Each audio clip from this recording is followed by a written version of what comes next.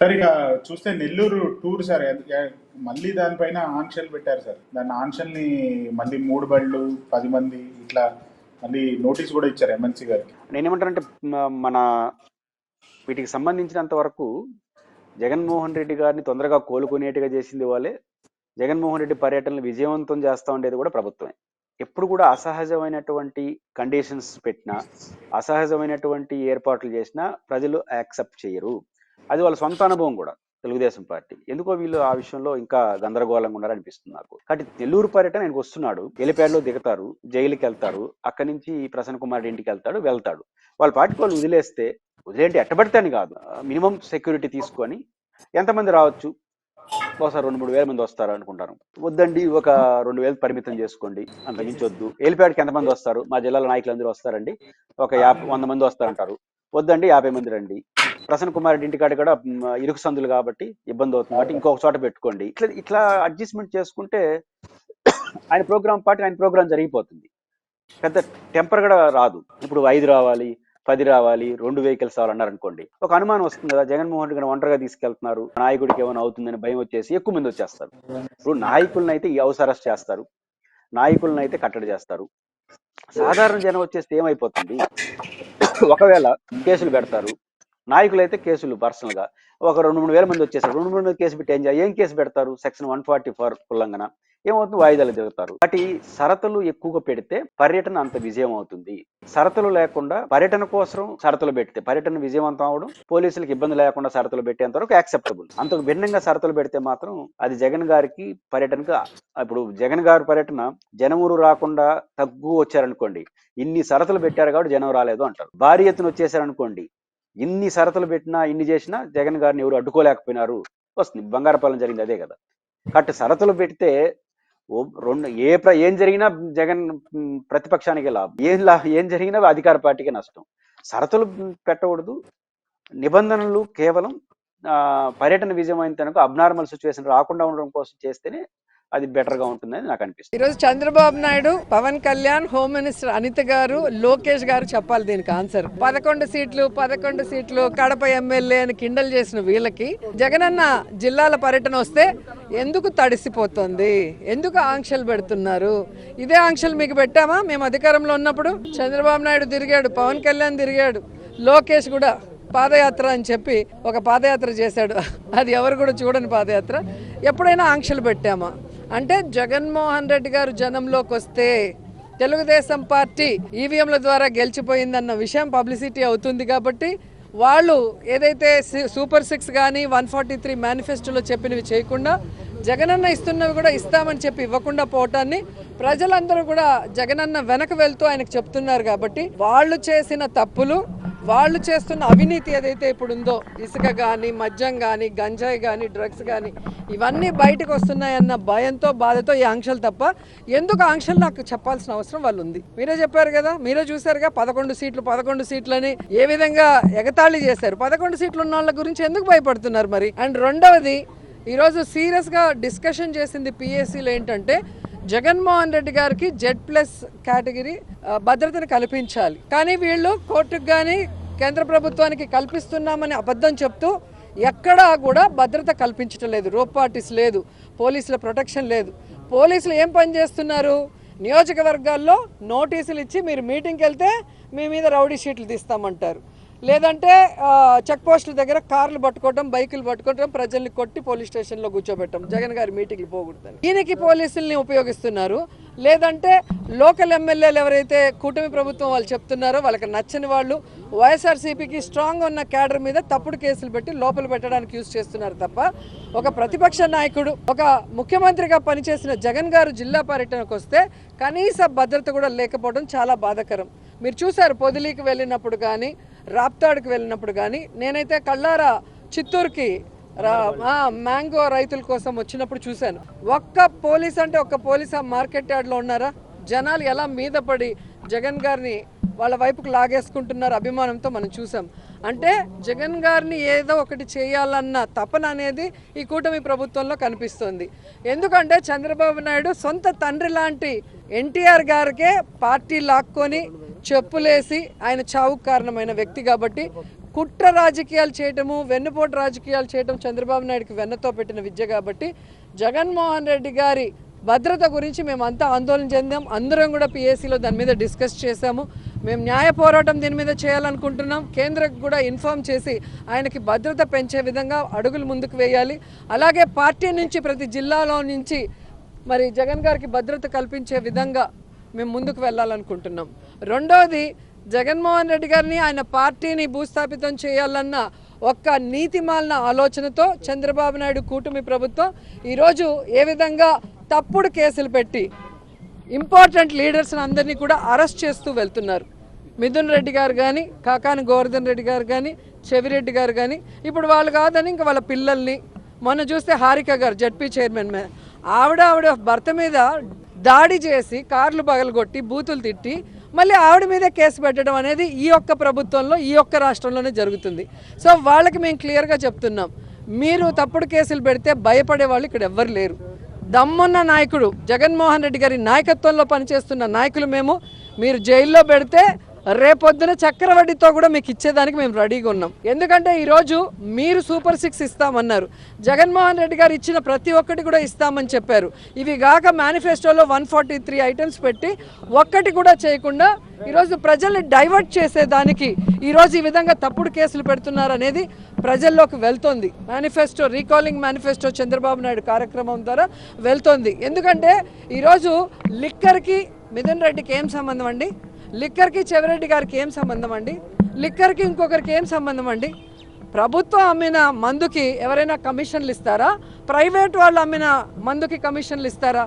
ఈరోజు బెల్ట్ షాపులు రిమూవ్ చేశారు, ఎక్కడ పర్మిట్ రూములు ఇవ్వలేదు, ఎక్కడ కూడా ఒక్క డిస్టిలరీకి కూడా జగన్మోహన్ రెడ్డి గారు పర్మిషన్ ఇవ్వకపోతే ఎక్కడి నుంచి లిక్కర్ మాఫియా జరిగింది, ఎక్కడి నుంచి లిక్కర్ స్కామ్ జరిగిందో చెప్పాలి. ఈరోజు నేను ఒకటే సూటిగా అడుగుతున్నా, లిక్కర్లు ఏవైతే ఈరోజు ఉన్నాయో ఆ డిస్టిలరీలు అన్నిటికీ ఎవరు పర్మిషన్ ఇచ్చారో ఒకసారి మీరు వెరిఫై చేయండి. జీవోలు అన్ని చంద్రబాబు నాయుడు గతంలో ఇచ్చినవే, ఒకటి కూడా జగన్ గారు ఇచ్చింది కాదు. ఆ డిస్టిలరీలో నుంచి ఈరోజు స్కామ్ జరిగింది అంటే, నాసి రకం మందు ఇచ్చినారంటే వాళ్ళ మీద ఎందుకు కేసులు పెట్టలేదు? ఆ డిస్టిలరీని ఎందుకు మూసేయలేదు? వాళ్ళ మీద ఎందుకు ఎంక్వైరీ చేయలేదని నేను అడుగుతున్నా. సిగ్గు లేకుండా చంద్రబాబు నాయుడు కూటమి ప్రభుత్వం మళ్ళీ అదే డిస్టిలరీలకి ఎందుకు వాళ్ళు ఆర్డర్లు ఇస్తున్నారు? నాసి రకం అని చెప్పిన బ్రాండ్లని ఎందుకు మళ్ళీ వాళ్ళ దగ్గర కొని అవే ఎందుకు ఈరోజు వైన్ షాపుల్లో అమ్ముతున్నారు, బెల్ట్ షాపుల్లో అమ్ముతున్నారు, పర్మిట్ రూములు ఇచ్చి అమ్ముతున్నారని నేను అడుగుతున్నాను. ప్రజల జీవితాలు నాశనం చేసే విధంగా మీరు మళ్ళీ 43,000కు పైగా బెల్ట్ షాపుల్ని ఓపెన్ చేయించారు. మళ్ళీ లిక్కర్ షాపులు, ప్రతి షాపు ముందు కూడా ఈరోజు అమ్మకాలు ఏ విధంగా కూర్చొని తాగి తందనాలు ఆడే విధంగా మీరు వీడియోలు మీ ఛానల్లోనే చూసుకుంటున్నారు. ఎక్కడైనా ప్రైవేట్ వాళ్ళకి నచ్చినట్టుగా ఈరోజు లిక్కర్ సిండికేట్ని తయారు చేసి వాళ్ళు రేట్లు పెంచుకొని వీళ్ళకి కమిషన్లు ఇచ్చే విధంగా కూటమి ప్రభుత్వం ప్రవర్తిస్తూ ఈరోజు జగన్మోహన్ రెడ్డి గారి ప్రభుత్వం మీద నింద వేసే విధంగా ఈరోజు మిథున్ రెడ్డి గారిని కానీ ఇంకొకరిని అరెస్ట్ చేయడం అనేది ప్రజలు గమనిస్తున్నారు. సో ఈ విధంగా తప్పుడు కేసులు పెట్టిన చంద్రబాబు నాయుడు కూటమి ప్రభుత్వాన్ని కూకటి వేళ్లతో సహా ఎకిలించి బయటపడేసేంత వరకు మేమందరం కూడా పోరాడతామని కూడా ఈ సందర్భంగా తెలియజేసుకుంటున్నాను. అండ్ ఈరోజు తెలుగుదేశం పార్టీకి చెప్తున్నాను, ప్రశాంతి గారికి ఏదో జరిగిపోయిందని అన్ని ఛానల్లో డిస్కషన్ పెట్టి ప్యానెల్ మీటింగ్లు పెట్టి మళ్ళీ ప్రసన్న కుమార్ రెడ్డి ఇంటికి పోయి ఆయన ఇల్లు డ్యామేజ్ చేసింది మీరు అందరూ చూశారు. పోలీస్ స్టేషన్లో వెంటనే కేసులు పెడతారు, కోర్టు కూడా ఏ విధంగా తప్పు పట్టిందో మనం చూసాం. కానీ నా విషయంలో అంత వల్గర్గా మాట్లాడుతుంటే అదే ప్రశాంతి పెంచి పోషిస్తున్న ఆర్పి, అదే వేమిరెడ్డి గారు పెంచి పోషిస్తున్న ఆర్పి అన్ని రకాలుగా మాట్లాడుతుంటే ఎందుకు పోలీసులు కేసు పెట్టట్లేదు? కోర్టులో ఎందుకు సుమోటోగా తీసుకొని అలాంటి వాళ్ళకి బుద్ధి చెప్పట్లేదని నేను అడుగుతున్నాను. ఈరోజు నా నియోజకవర్గంలో భానుప్రకాష్ అనేవాడు తండ్రి పేరు చెప్పుకొని రాజకీయాల్లోకి వచ్చాడు. మేము కష్టపడి పైకి వచ్చిన వాళ్ళు. అలాంటి వాడితో కూడా లోకేష్ గారు నన్ను ఈరోజు మాట్లాడిస్తున్నారు. మరి దీని గురించి ఎందుకు ఏ ఛానల్లో కూడా ప్యానల్ డిస్కషన్ చేయట్లేదు? మేధావులు, విశ్లేషకులు ఎందుకు కూర్చోవట్లేదు? అంటే మీ పార్టీలో ఉంటే వాళ్ళు మంచోళ్ళు, పక్క పార్టీలో ఉంటే వాళ్ళు చెడ్డోళ్ళు. ఇదే ప్రశాంతి వైసీపీ నుంచే కదా వచ్చింది. మరి ఆవిడ కోసం అంత ఆరాటపడిన వాళ్ళు ఈరోజు హారిక గారికి ఒకటి జరిగినా నాకు ఒకటి జరిగినా ఎందుకు పట్టించుకోవట్లేదు? మేము మహిళలు కాదా? మాకు మనోభావాలు లేదా? మా ఫ్యామిలీలు బాధపడవా? కాబట్టి ఈరోజు అధికారం ఉంది కదా అని ఎగిరెగిరి పడితే రాబోయే కాలంలో జగనన్న ముఖ్యమంత్రి అయిన తర్వాత ఎగిరెగిరి పడిన వాళ్ళని ఎగరేసి తంతామని కూడా ఈ సందర్భంగా తెలియజేసుకుంటున్నారు. వాళ్ళు ఏమనుకున్నారంటే కానీ ఇంకా వైఎస్ఆర్ కాంగ్రెస్ పార్టీ 164 సీట్స్ ఎప్పుడైతే వాళ్ళకి వచ్చినాయో ఇంకా రాదు వైఎస్ఆర్ కాంగ్రెస్ పార్టీ, దీన్ని భూస్థాపితం చేస్తామనే ఒక ఇంటెన్షన్లో వాళ్ళు వెళ్ళిపోయినారు. అంటే ఇంకా మొత్తం మాదే ఈ రాష్ట్రం అంతా అని. కానీ జగన్మోహన్ రెడ్డి గారు ఎప్పుడైతే పబ్లిక్లో తిరగడం మొదలుపెట్టినారో, మళ్ళీ పబ్లిక్ నుంచి స్పందన రావడం మొదలైందో, ఆయనను అరికట్టాలా, నిలువరించాలా, ఎక్కువ ప్రోగ్రామ్స్ చేయకూడదు, ఎక్కువ పబ్లిక్లోకి పోకూడదు అని రెస్ట్రిక్షన్స్ పెట్టాలనే కారణంతోనే ఈ కేసులన్నీ కూడా పెడుతున్నారు. ఏమన్నా ఇక్కడ ఉన్న మీడియా సోదరులకు మీకు తెలియదా అన్న, చంద్రబాబు నాయుడు గారు మీటింగులు పెట్టి 5,000 మంది 10,000 మంది మహిళల్ని పిలిచి వాళ్ళకు ఒక 500 చీరలు ఇస్తే ఆ చీరల కోసం పాపము తొక్కిసలాట జరిగి 10 మంది 20 మంది చనిపోయిన సంఘటనలు మీకు తెలుసా తెలీదా? ఇంతకు మించి నేను అడగను. గోదావరి ఇటువంటి గోదావరి మస్తు నేనగా లిస్టు చాలా పెద్దది ఉంది. సార్ ఇదేమైనా హరిగారు వీరమ్మల సినిమా అండి? ఎమ్మెల్యేలు అందరికీ బతిమాలుకొని టికెట్లు కొని అందరినీ లోపడే తోలండి అని చెప్పడానికి. పాలిటిక్స్లో తన్ని తాను ఆవిష్కరించుకున్న ఒక దైవాంశ సంబూతులైన రాజశేఖర రెడ్డి గారి ఆశీర్వాదం ఉన్న రాజకీయ చాణక్యుడు ఎవడంటే జగన్మోహన్ రెడ్డి. ఆయనకి ఎవడో మాబుని పొందాలి చోట్లకి వెళ్ళే అవకాశం రేపు ఉన్నట్టుంది కదా సార్. ఒకటేమో ప్రసన్న కుమార్ రెడ్డి గారి ఇంటికి, రెండోది ములాఖాత్, రెండు ఉన్నట్టు. ఫస్ట్ ములాఖాత్ అండి. ప్రసన్న కుమార్ రెడ్డి ఇంటికి వెళ్ళి వీళ్ళంతా కోల చేసిందంతా చూసి ఒకసారి ఇప్పటికైనా ఆలోచించుకోండి. బాగానే ఇచ్చారు నాకు న్యూస్ రీలు, సినిమా మీరు చూద్దరు కానీ అని చెప్పి వస్తుంది. అంతకన్నా ఇంకెళ్ళలేదు. 2 విషయాలు సార్. జగన్మోహన్ రెడ్డిని ఎంత నియంత్రిద్దామంటే ఆయన్ని నియంత్రిస్తారేమో అన్నదానికి పశ్చాత్తాపంతో ఉన్న ప్రజలు, అందులో ముఖ్యంగా నెల్లూరు చేపలకైతే బాగా తెలుసు. ఈ డబ్బా ఇటు నుంచి ఎగరగానే మేము బాగానే నాయకుడిని నమ్ముకునేసిన ఓట్లు వెసెస్ నాయకుడా మేమా అన్న దగ్గర రేపు నిజంగా గెలిచిన 10కి 10 మంది ఎంపీతో సైతం 2 నిమిషాలు వీళ్ళు మాకు ఓట్లు వేశారా నిజంగా అని ఆలనాలు ప్రక్షాళించుకునే రోజు ఏదంటే రేపు 31వ తారీఖు నెల్లూరు పర్యటన. చూదురు కానీ జనం, నేను ముందే చెప్తున్నాను, నిలువరించగలిగితే నిలువరించండి.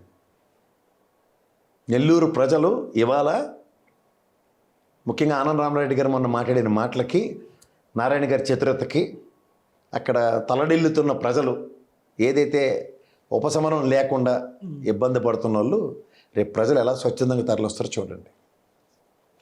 ఇక ఎందుకంటే మీకు ఒకటి గమనించండి, జగన్మోహన్ రెడ్డికి ప్రజలు ఎలాంటి అగ్ని పరీక్ష పెట్టుకుంటున్నారంటే జగన్మోహన్ రెడ్డి కోసం మిర్చి మార్కెట్ యార్డ్కి వెళ్ళాడు. ఫస్ట్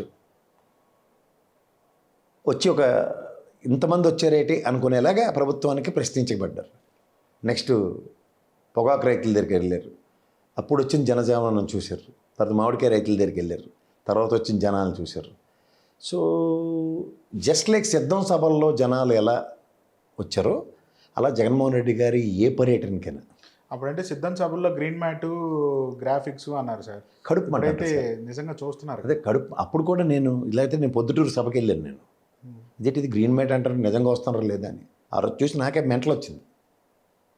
ఇలా వస్తారా ప్రజలని? పొద్దుటూరు కదా, అర్థం కదా సార్. నేను పొద్దుటూరు వెళ్ళాను, ఓకే, పొద్దుటూరు సభకి వెళ్ళాను నేను. సో ఆ రోజు అక్కడ చూసి ఇలాగే ఈ గ్రీన్ మ్యాట్లో దాని మీద నేను ఎప్పుడైనా గ్రౌండ్కి వెళ్ళాలని నేను చేయను కాబట్టి వెళ్ళి చూసి వచ్చి చేశాను నా విశ్లేషణలో. సరే వెనక్కి వెళ్ళి చూసుకోండి. స్వచ్ఛందంగా తరలొచ్చే ఉదంతం కొంతమందికి ఇలా వేళ మీద లెక్కెట్టొచ్చండి. ఓ కేసీఆర్ గారు ఇక్కడ, అక్కడ రాజశేఖర రెడ్డి గారు గతంలో, నెక్స్ట్ ఇప్పుడు జగన్మోహన్ రెడ్డి గారు, అలాగే పవన్ కళ్యాణ్ గారికి కూడా స్వచ్ఛందంగా వస్తారు అభిమానులు. సో అలా వచ్చే వాళ్ళని మనం వేరీ చేయలేం. వాళ్ళ గురించి ప్రాథమిక అంచనాలు పెట్టుకొని ఒక ఫాల్స్ ఇల్యూజన్స్తో ఈ తపెలా ఛానల్ చెప్పినట్టు గ్రీన్ మ్యాట్లు అని మాట్లాడలేము. వాళ్ళు అంతే ప్రజా ఆదరణ కలిగిన కొంతమంది నాయకులు. ఆ నాయకులు చాలా రేరెస్ట్ అరుదైన మొక్కల్లాగా ఉంటారు. అట్లా అంటు కట్టుకొని ఆ అంటు వచ్చే మొక్కలు పువ్వులతోనూ వీళ్ళు ఎలా రాజకీయ చతురతను ప్రదర్శించాలో తెలుసుకోవాలి. కానీ మా తాతలను నేతులు దిగేవారు, మా మూతులు వాసన చూడండి అనే రాజకీయ వారసత్వాలతో ముందుకెళ్తే